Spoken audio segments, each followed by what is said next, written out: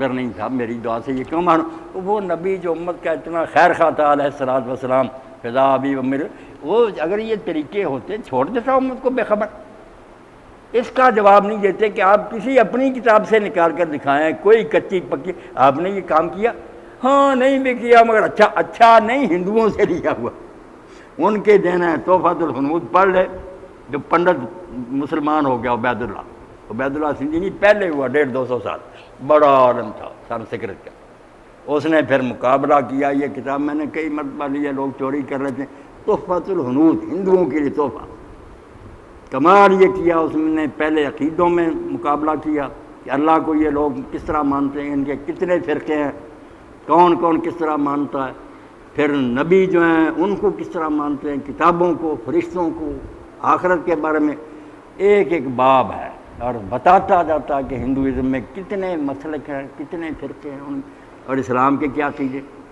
اور تھا بڑا نیک اور عالم آدمی، بعد میں وہ سوال بھی پیدا کرتا، پھر عبادات پر لکھتا ہے، نماز، روزہ، حج، زکوٰۃ، سارے لکھتا کہ وہ کس طرح اپنی پوجا پاٹ کرتے ہیں، خیرات کس طرح کرتے ہیں، برت کس طرح روزے رکھتے ہیں، یہ جو جانا زیارت کے لیے گنگا اسنان، سارا حج وغیرہ ان کا بھی بتاتا۔ پھر طہارت کا بتاتا ہے کہ برتن پاک کرنا، بدن پاک کرنا، کپڑے، اسلام کیا ساتھ، قیمتی کتاب ہے۔ جاہل نہیں تھا، عالم،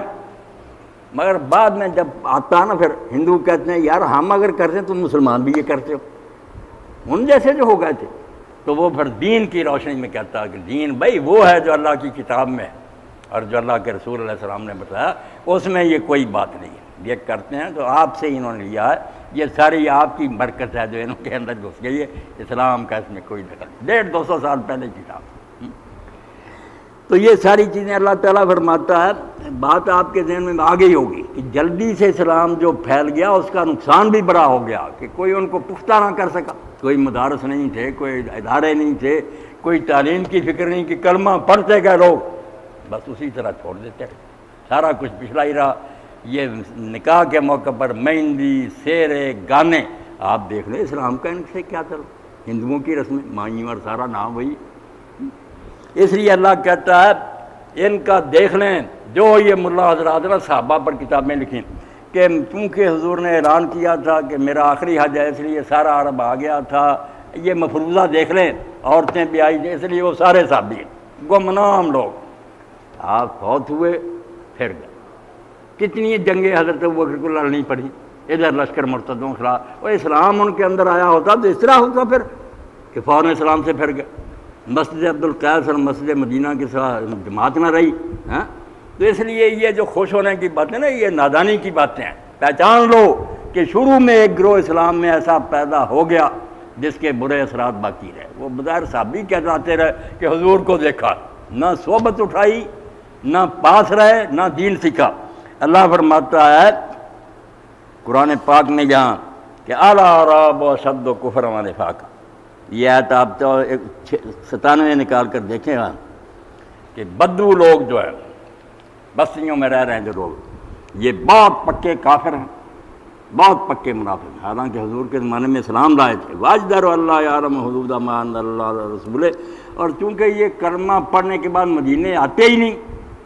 نہ کچھ سیکھتے ہیں، اس لیے یہ ایسے ہی رہیں گے کہ ان کو جو اللہ نے اپنے رسول پر کتاب اتاری اس کا حدود نہیں علم ہو، یہ سیکھ ہی نہیں سکیں گے کہ کتاب اللہ کیا کرے۔ یہ اس وقت ہی اللہ نے کہا کہ جو آتے ہیں اور سیکھتے ہیں وہ ہے پکے ٹھیک صحابی، یہ جو جنگل میں ہیں نا آباد مسلمان، یہ پکے کافر ہیں، منافق ہیں، کلمہ ضرور پڑھا۔ واجدر اللہ یعلم حدود ما انزل اللہ علی رسولہ، یہ ان چیزوں کو نہیں سیکھ سکتے جو اللہ نے اپنے رسول پر اتاری، وہ جنگلوں میں بیٹھے سیکھ لی، اس کے لیے تو مدینہ آنا چاہیے تھا، مرکز اسلام میں آتے، رسول اللہ کے پاس بیٹھتے، صحابہ کی صحبت اٹھاتے، اس کا علاج اللہ نے بیان کیا، جو آیت میں نے پہلے پڑھی نا، یہ خطرہ بتا کر